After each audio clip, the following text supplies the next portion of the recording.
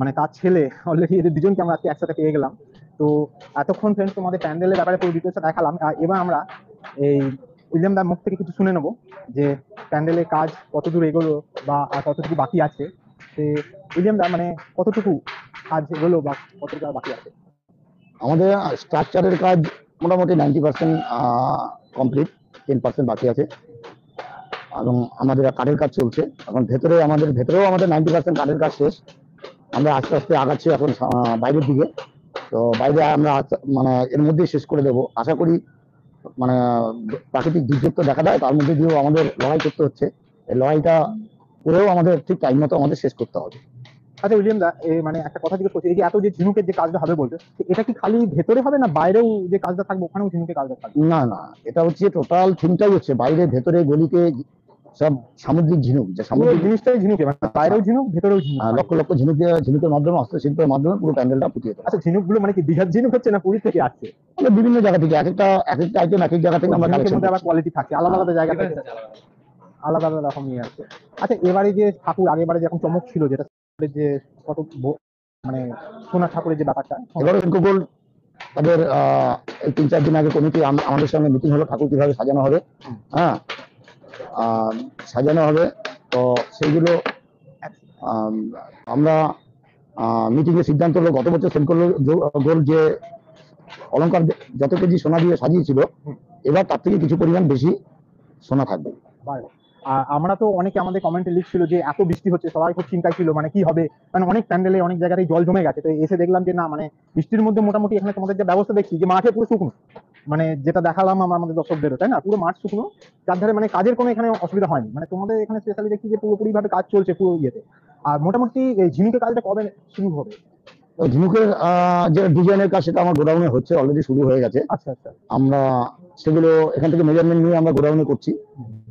এখানে আমরা ফাইনালি আমাদের একটা নির্দিষ্ট টাইম দিয়ে এই টাইমে শুরু করলে আমরা শেষ করতে পারবো, সেই টাইমে আমরা শুরু করব। কারণ তার আগে করতে গেলে বৃষ্টি বাদল নষ্ট হয়ে যাওয়ার চান্স থাকে। তার জন্য আমরা যতটা মানে শেষ সময়ে যখন দরকার তখন থেকে আমরা শুরুটা করবো। কারণ এবারে দেখা যাচ্ছে আইটিআই মানে সবকিছুতেই প্রথম, মানে খুঁটি পুজোতেও মোটামুটি আগে, বাসের যে স্ট্রাকচারটা সেটাতেও মোটামুটি আগে, প্রায় মানে সবকিছুতেই আইটিআই মানে এটা হওয়ারই কারণ পশ্চিমবঙ্গ এবং ভারতবর্ষের মধ্যে এখন আশা করি সোশ্যাল মিডিয়া এবং দর্শকের বিচারে 1 নম্বর ট্রেন্ডে চলছে সব দিক দিয়েই।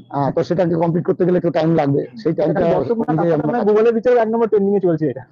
আচ্ছা উইলিয়াম, একটা কথা জিজ্ঞেস করছি পার্সোনালি, আমরা এত বছর ধরে আইটিআই মোড়কে দেখে আসছি, তো আইটিআই মোড়ের সাথে তুমি মোটামুটি জড়িয়ে আছো তাও অনেক বছর, 18 বছর চলছে। 18 বছর ধরে। বা এখন আমরা এই যে সোশ্যাল মিডিয়া দৌলাতে, এখন আমরা সোশ্যাল মিডিয়া খুললে মানে উইলিয়াম দা মানে আইটিআই মোড় মানে উইলিয়াম দা, মানে আলাদা করে কিন্তু দুজনকে ইয়ে করা যায় না। তো এই যে এত মানে সাফল্য, এত যে আনন্দ, এত যে লোকের ভালোবাসা, বা কত মানে লাখ লাখ কমেন্ট আমাদের চ্যানেলেও আমরা দেখি, বা যা করছে যে এত সুন্দর সুন্দর যে প্যান্ডেল, মানে কোথায় ব্যাংককে অরুণ মন্দির, মানে সেখানে তো সবার পক্ষে যাওয়া সম্ভব হয় না, বা আগের বারে আমরা যেটা দেখলাম, হ্যাঁ না, তো এই সমস্ত প্যান্ডেল গুলোকে একদম দিতো, মানে তুমি যে এখানে নামিয়ে দিচ্ছ, কিরকম ফিল কিরকম হয়? মানে দেখো, এটা কৃতিত্ব অবশ্যই 2-3 জনকে দিতে হয়। এক সোশ্যাল মিডিয়া, এক আমাদের দর্শক, সর্বোপরি এই লুমিনাস ক্লাবের কর্ণধার অরূপ মুখার্জি, যে আমাকে প্রতি বছর সুযোগ দিচ্ছে যে কাজ করার, এবং তাদের ক্লাবেরও কাজ আমি যে বিভিন্ন নিপুণ ভাবে কাজটা তুলে দিতে পারছি।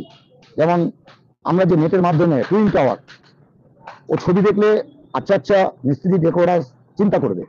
গ্রান্ড লিসবোয়া, তার আগে সোমনাথ মন্দির, আমরা হোমিওপ্যাথি শিশি থেকে বিগত দিনে আমরা বহুত আইটেম দিয়ে বহুত কিছু দিয়ে এখানে দাঁড় করিয়েছি। এবছরও আমরা খুব ক্রিটিক্যাল একটা মন্দির, যেটা ব্যাংককের থাইল্যান্ডের বৌদ্ধ মন্দির, অর্থাৎ ব্যাংককের অরুণ মন্দির, এই মন্দিরটিকেও আমরা এখন অব্দি ছবি অনুযায়ী আমরা নামাতে পারছি।